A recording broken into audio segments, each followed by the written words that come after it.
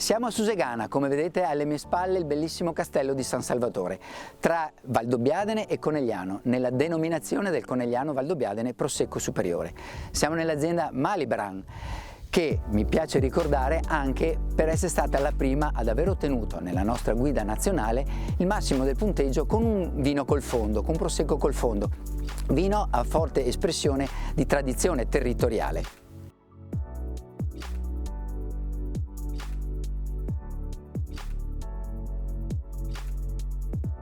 Si è voluto premiare come miglior metodo Martinotti del Veneto questo vino, il 5 grammi dell'azienda Malibran.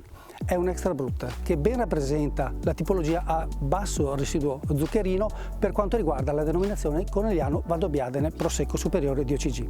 Oltre a questo stiamo parlando di un Rive di Santa Maria di Feletto, e cioè l'espressione di eleganza e finezza che possiamo trovare in una delle 43 rive. È un vino decisamente in chiave modernista e ben si propone per esempio in abbinamento a linguine di Gragnano con gamberi rossi di Sicilia e lime.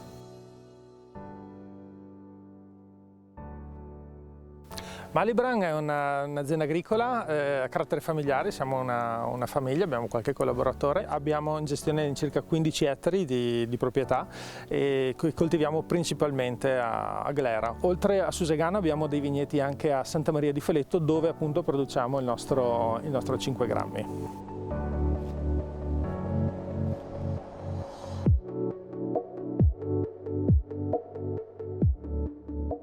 Il 5 grammi lo produciamo da 10 anni, abbiamo iniziato nel 2009, siamo stati forse una delle prime aziende a produrlo quando ancora non era così di moda, perché secondo noi l'essenzialità del vino lo troviamo sul basso residuo zuccherino.